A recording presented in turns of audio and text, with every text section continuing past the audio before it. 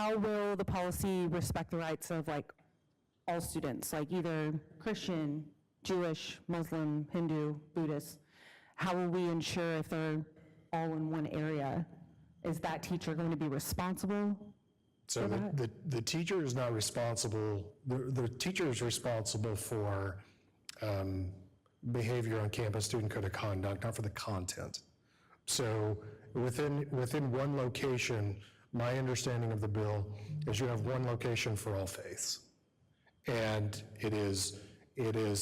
we are providing a space. That's it. That's the extent. And then managing access, because only those students who have permission may access it. And then also making sure that the logistics are such that students who have not signed up may not overhear the activities. So, hold on, sorry, I just want to go back to something real quick because it just popped in my head. So when the school opens, I'm just going to have to use the school that I know. So Parkwood Hill, their doors open at 7:15.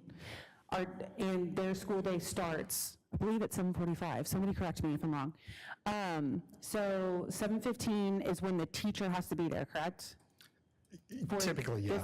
Yeah. Okay, so if we were doing, if we implemented the policy and we created a space for our students, faculty, whoever, to come pray, would that start at 7:15, or would that have to be 30 minutes sooner because they cannot be in earshot of people that are not participating? So but the statute doesn't specify. It's a period of time. And so we would determine what that period of time is. Okay. And just like as, if you're familiar with, as you all are, having kids in the district or had kids in the district, you'll have teachers that have morning duties. You'll have teachers that have afternoon duties. I anticipate this being another duty station. So when they report, again, I wouldn't speculate as far as what the time would be because that would be a local decision. Well, and I hope you're understanding my point here. There's a lot of unknowns. We don't know what that's going to look like for after school. There are so many things my daughter does after school right now in intermediate school. She's there until 5 almost every single day with all the things that she's involved in.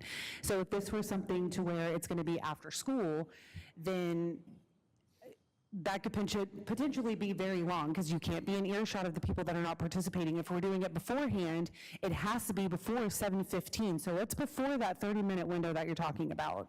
Because again, it cannot be in earshot of people who are not participating, and I don't know what that room looks like. I don't know if it's a broom closet or if it's a cafeteria. I don't know what that looks like.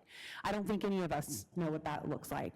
And I don't know if we're trying to solve a problem because right now our students, our staff, everybody already has a constitutional right to pray individually or in groups during non-instructional time anyways. So I'm asking, and I move that we table this item until we have a clearer picture of what this is going to look like.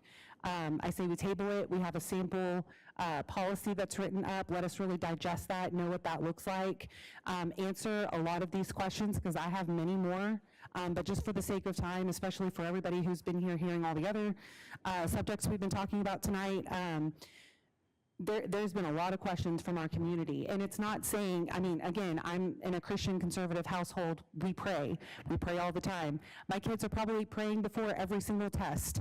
So, I mean, there's nothing stopping our children from exercising their right to pray, get on their knees in the middle of the hallway if you want to, do what you want to do.